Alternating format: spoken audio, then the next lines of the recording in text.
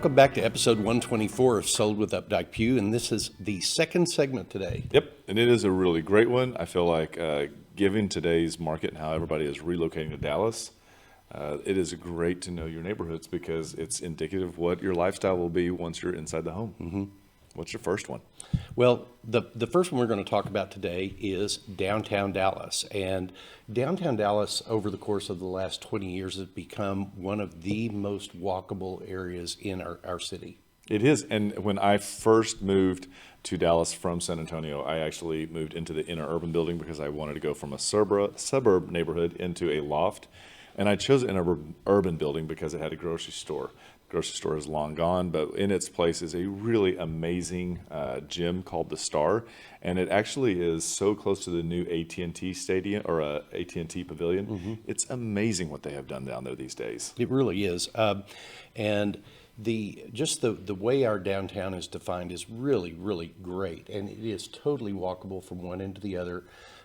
They still have rail lines that run through downtown where you can jump on one end and be at the other end of downtown within 2 or 3 minutes. And the parks that they've added at Clyde Warren and the bookend parks that are both on either end of Commerce and Main have done so much to add such a life to Dallas that they've just really realized how important this is, and the trails. Mm-hmm. And there's a lot of history in downtown too. There's the old Red Courthouse, and these are this is a trail drive statuary that's down by the convention center. So photographed. Mm-hmm. And then here you can see what a great, this is a little harder to get to, but still it's an iconic, the Mr. Microphone Man is what I call it for Dallas. The Reunion Tower. Yeah, or that. And this is the Texas School Book Depository where if you're a conspiracy theorist, it is not where... Right, John. What was his name? John F. Kennedy was killed from. And then one of the things, I don't think we have pictures of it here yet, but we also have West End is making a comeback as well. Yes, it really is. That was a very touristy area for many years, and then it just kind of went... Yeah, but I think we have the Holocaust Museum that's been relocated down there, which Mm-hmm. is really amazing as well if you haven't had a chance to grab that. One of the things that everybody knows about after college is they like to come to Uptown and Oaklawn. Mm-hmm. And those are great areas. But as I was showing our clients this weekend, that Uptown and Oaklawn are not just for those that are graduating from college, the young urban professionals. A lot of times what we're seeing is more and more people relocating here after college. I mean, after they're downsizing from their homes in the suburbs. Yeah, and the Oaklawn Uptown area is really, it's really kind of a monolithic neighborhood that's made up of all these sub-neighborhoods. When you look at Uptown, you've really got a small area of Uptown called the St. Thomas area that's got a lot of history, a lot of different styles of living, just a lot of different restaurants. But then when you cross over Turtle Creek or cross over the Katy Trail, you get into what is a less dense, more just a little bit older neighborhood, and you've got Mansion Park and the mansion on Turtle Creek, and this Arcadia. This is a private law firm that's collected all of this memorabilia from around Dallas and has this outdoor collection that's really pretty cool. And the Katy Trail has really turned into its own item. The way that they've actually created different elements for the lighting, for the security, and of course you can't miss the trolley in Uptown. It'll get you to and from. It's amazing. Yeah, and as you're walking through these neighborhoods, you get to see all of these different little statuaries that are placed around. Uptown has its own public improvement district in there. So as you drive into Uptown and you see the metal arms sticking out of the ground and the really cool medians, those are all paid for with a little bit of extra tax that each of the Uptown citizens pays. It's a pretty great space. Mm-hmm. And now if you are coming in and you need something a little more funky, maybe something a little more like Austin, let's get over to Bishop Art District. That is so amazing and so one-of-a-kind Dallas. Yeah, Bishop Art District started about 20 years ago, and it really began with just a cluster of small business owners that were trying to revitalize that area of Dallas. And it is the home to a lot of different restaurants. Hattie's was there for a really long time, which is gone now, but there's a Hunky's Hamburgers down there. With all the new apartments that are coming in. There's the really big outdoor Italian restaurant? Paradiso. Yes, Paradiso. Thank you. You've got pet stores and art dealers and it's just a very wide variety of retail shopping things that you can do, but you've still got that, that vibe of like this being outdoors and, not feeling like you're in this really polished city anymore. I would say one of the things that they do really well down here is one of a kind. So there's not a big box chain that's down there. I feel like if it makes it here, then it makes it anywhere. That actually is an image of Eno's, and one of the funniest things that Eno's does during Christmas is on the side. You can just barely see it where those lights are. On the right hand side, it says "You filthy animal" from Home Alone, and everybody always goes and has their picture taken here. And this is just kind of the vibe of it. They've done a great job of adding additional lights that swag across this portion of Bishop, just to kind of give it a really great evening space. So if you're looking for something that's got the art and it's got a walkable, and it's also ever changing. I feel like every time we go down there, there's something new. This is a really great neighborhood that you need to check out. Yeah, it really is. And the next one we wanted to talk to you about was Lower Greenville. Lower Greenville is really anything south of Mockingbird. There are some people that divide that up into two parts, saying Lower Greenville and Low West Greenville. True. But Lower Greenville really goes from Mockingbird all the way down where Greenville connects into Ross Avenue. And that's you cross through, I think, a lot of neighborhoods in that area. You go from very homes that are up there near Glencoe Park, and you come all the way down and you're in a lot of gentrification neighborhoods. I used to live adjacent to this, and I call it kind of epicenter adjacent because you're so close to so many different things.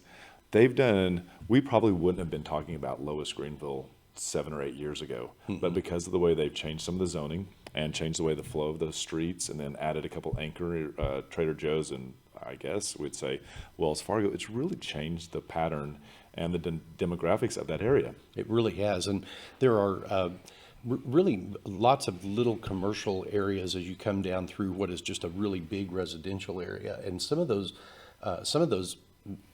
areas date back to being, like the neighborhood grocery store back in the 40s and the 50s. Yeah, and a couple of pictures ago, that was Teetsy's Park. Teetsy's Park is a great place to go walk around the trail that they have, or the little trail that they have around there.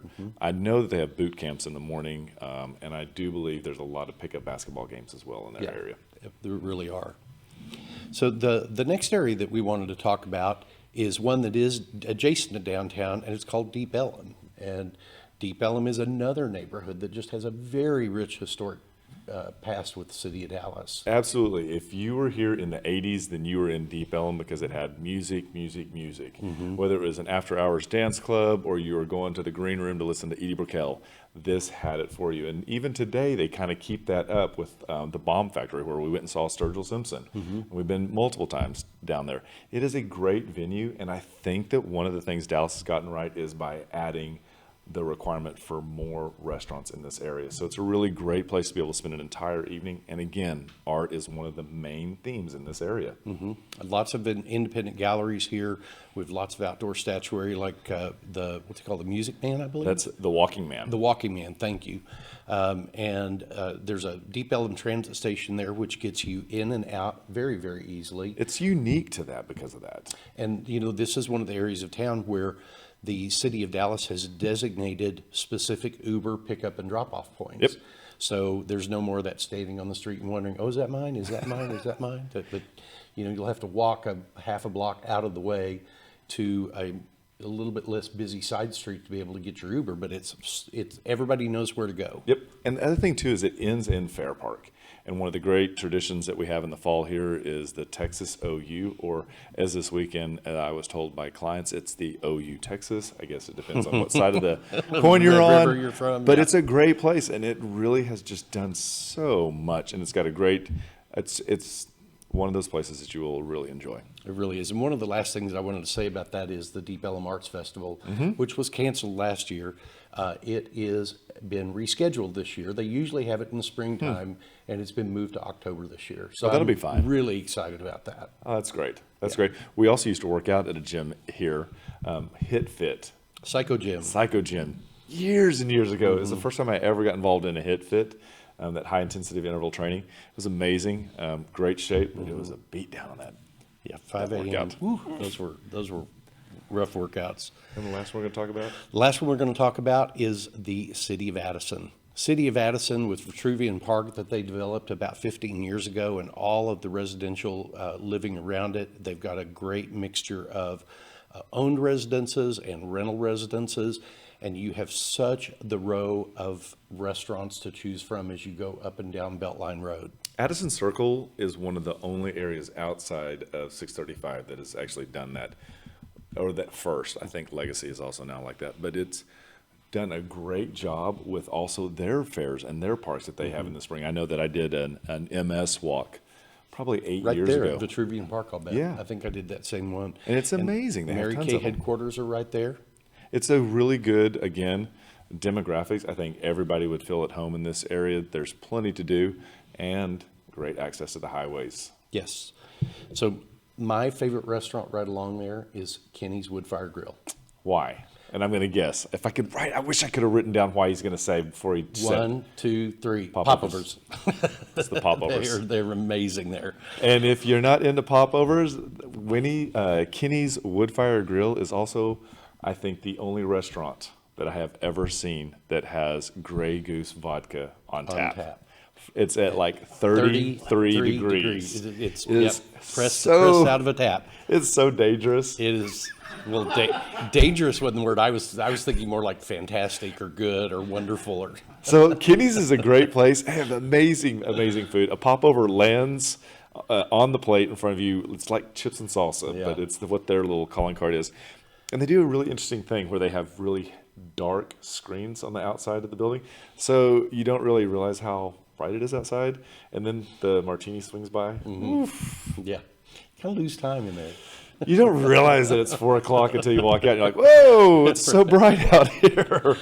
Well, I hope y'all have enjoyed this today. I hope you learned a little bit about some of the walkability in Dallas and see that, that old adage that Dallasites don't walk is no longer true. That's true. It is a great walkable town these days. You just got to know where that neighborhood is. So thank you for joining us today. And remember, we want to be your realtors for life.